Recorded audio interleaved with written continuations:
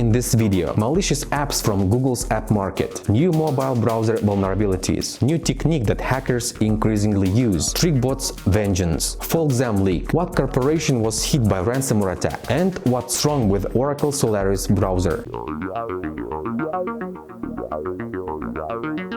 21 malicious apps were downloaded nearly 8 million times from Google's app marketplace. The apps masqueraded as harmless gaming apps and came packed with HiddenAds malware, a notorious Trojan known for its capabilities to serve intrusive ads outside of the app. The group behind the operation relies on social media channels to lure users into downloading the apps. Earlier this June, Avast discovered a similar HiddenAds campaign involving 47 gaming apps with over 15 million downloads that were leveraged to display device-wide intrusive ads. In September, there was found adware spread via TikTok. The popularity of these social networks make them an attractive advertising platform, also for cybercriminals, a younger audience. Once installed, the apps not only hide their icons to prevent deletion, but also hide behind relevant-looking advertisements, making them hard to identify. In addition, the apps also have the ability to draw over other apps, to show timed ads that cannot be skipped, and in some cases even open the browser to bombard users with ads. Cybersecurity researchers disclosed details about an address bar spoofing vulnerability affecting multiple mobile browsers, such as Apple Safari and Opera Touch, leaving the door open for spear phishing attacks and delivering malware. Other browsers affected are UC Web, Yandex Browser, Bolt Browser, and Ritz Browser. UC Web and Bolt Browser remain unpatched as yet, while Opera Mini is expected to receive a fix on November 11th. The issue stems from using malicious executable JavaScript code in arbitrary website to force the browser to update the address bar while the page is still loading to another address of the attacker's choice. An attacker can set up a malicious website and lure the target into opening the link from a spoofed email or text message, thereby leading an unsuspecting recipient into downloading malware or getting their credentials stolen. The investigation also found that the macOS version of Safari is prone to the same bug. Cybercriminals are now increasingly using JavaScript obfuscation technique to hide malicious code planted on websites. Recently, a bug was found in a software framework used by the Discord app, where the framework can be used to harness JavaScript code. Around the same time, a scam was infecting victims with JavaScript created to spread various malware, including the Crixus Trojan. A malicious attack using this technique can come from many sources and can be hidden in several ways. It could be used for obfuscation, redirection, URL cloaking, content escaping, and polymorphic functions, all at the same time.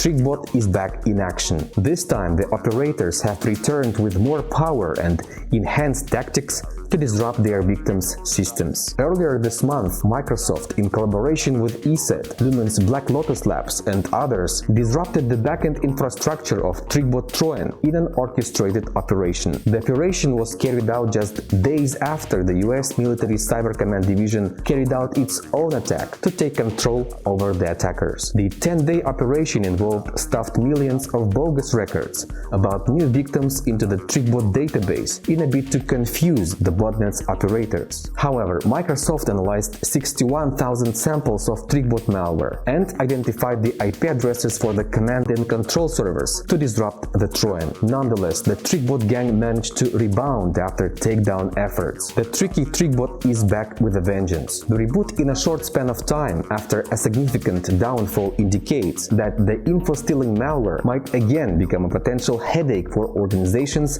in the coming days. Sweden's largest insurer, Folksam, accidentally leaked private data on about 1 million of its customers to a handful of the world's largest technology companies. Folksam, which insures 50% of Swedish homes and individuals, shared the data with tech giants such as Facebook, Google, Microsoft, and LinkedIn. The data includes social security numbers, widely used in Sweden for everyday activities, including banking, and information on who had bought pregnancy insurance. Top toy maker Mattel revealed it was a victim of a ransomware attack that successfully encrypted some data and temporarily crippled a limited number of business functions. Mattel reported the attack occurred on July 28th, and for the most part it was mitigated quickly and had a minimal impact on the company. The Mattel attack revelation represents the latest incident that is a part of a string of reported ransomware incidents against large corporations and the healthcare industry. Recent ransomware attacks have also targeted the healthcare sector, as attackers look to exploit COVID-19 related stresses put on hospital infrastructures.